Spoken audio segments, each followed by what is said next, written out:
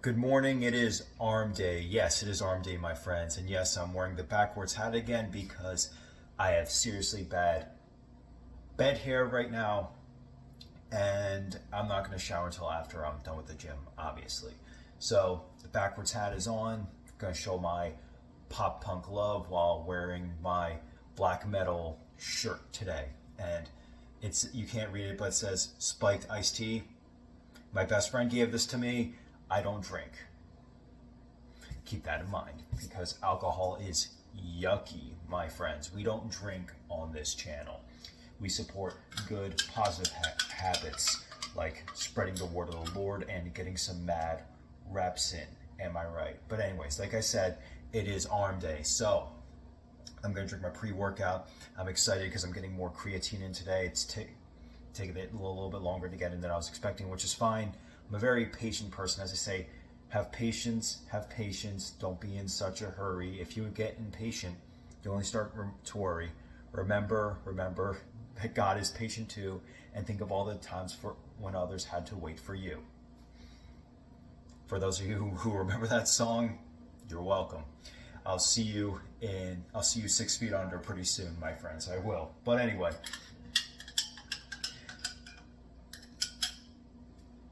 it's arm day. I can't stress that enough. It's arm day. And we're going to go to the fitness center again because it is gorgeous out. Tomorrow I'm going to go to my actual gym for leg day because there's equipment at the actual gym that I don't have at the fitness center. But I do find recording at the fitness center, if I say fitness center one more time, someone's probably going to start yelling at me. But it's recording there is a lot easier. That's how I've been doing it more. I can record my shorts as well as these videos in one go, as opposed to trying to set up fanatically, try not to get anyone else in the shot. So it's a little bit of a stress reliever. But the gym still has to get we still have to get to the gym. But one thing that is a downer is I left my freaking water bottle at work. So I think I have a spare one somewhere around. I'm gonna have to look for it. So that's a bummer, but no big deal. We'll manage with what we have. Anyways, I got to my pre-workout, literally run over to the fitness center, get those reps in. Oh, do cardio because it's a hard cardio day today, or not hard cardio, but a heavier cardio day today. And we're gonna get into the zone. We're gonna train. I'll catch you guys at the fitness center.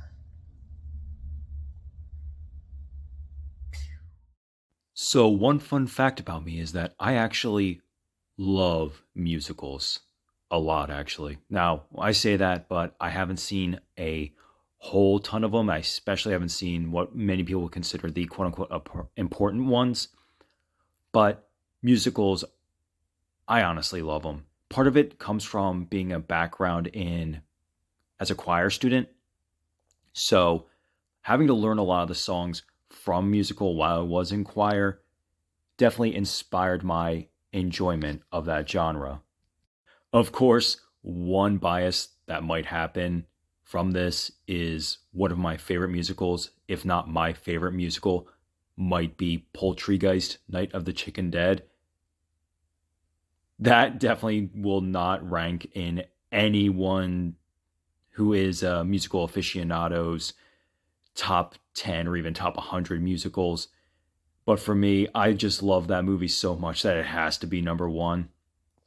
Outside of that, though, Singing in the Rain is one of the movies that I just put on if I want to feel a little bit happier, if I'm kind of down in the dumps. It just puts me in a happy mood no matter how many times I watch it. That's why it's such a high list movie for me. There are also a lot of musicals I've seen, or Broadway musicals, that I haven't seen them in person, but they would have them on Netflix or on YouTube, and I would watch them that way. I saw the Shrek musical that way, and that was a lot of fun, even though I think there was a couple missed opportunities with some of the songs they could have done.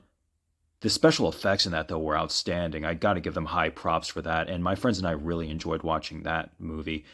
Even if it was 3 hours, we weren't expecting the Shrek musical to be that long, but we enjoyed every minute of it, so we weren't complaining. I think that's one thing a lot of people don't like about musicals is that they can feel as though the movie is stopping just for musical number. And I say no, a good musical will incorporate the musical numbers for the plot to keep moving forward. If the movie feels like it's coming to an abrupt halt just for everyone to start singing, that's not a good musical. A good musical will have the music play and move the plot forward. And a movie that actually does this really well is a movie called Anna the Apocalypse. It's a horror comedy musical that takes place around Christmas time. And if you want a really fun movie, definitely check that one out. It's a zombie comedy musical. Very good. And again, it's one of those movies where the musical numbers complement the story. The movie doesn't stop for music.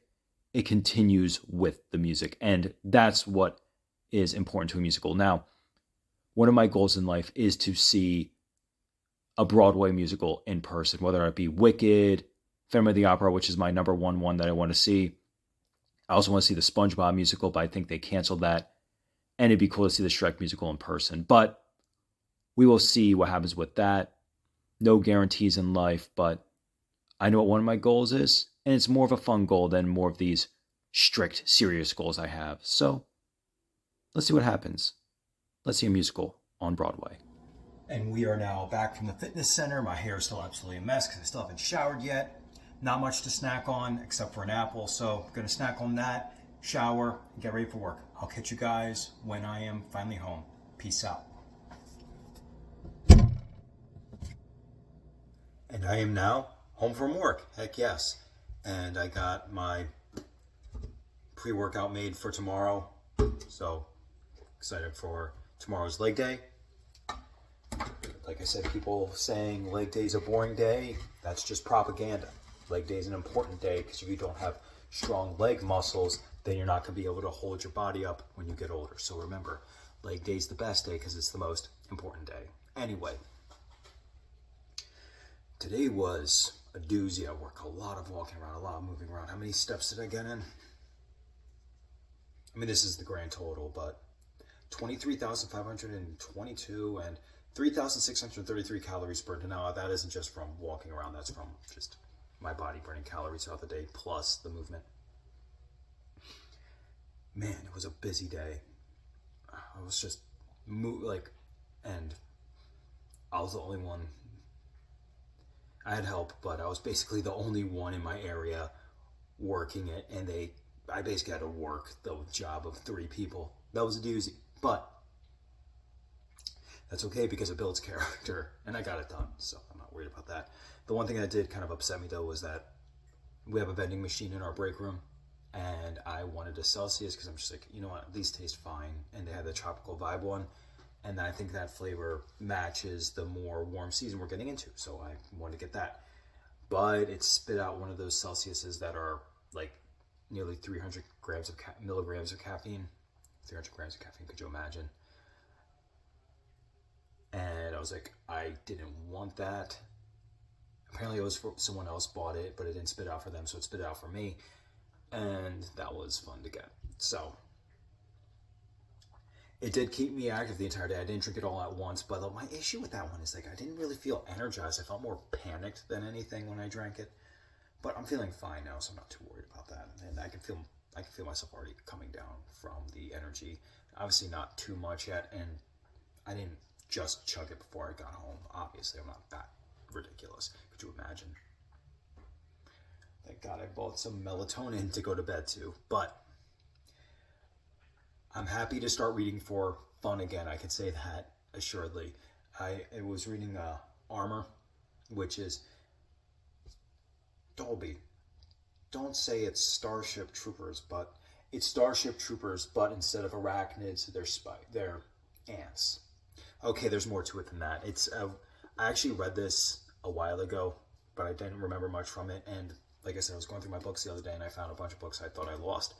And I was like, I remember really liking it, so I want to give it another go. From what I remember, it's like the first part of the book follows Felix and his time during the Ant War, and then it cuts to Jack Crow, who's another character from the same Arthur John Stickley, rest in peace.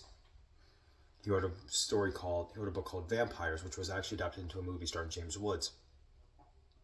It's not the same Jack Crow, but they're the same name.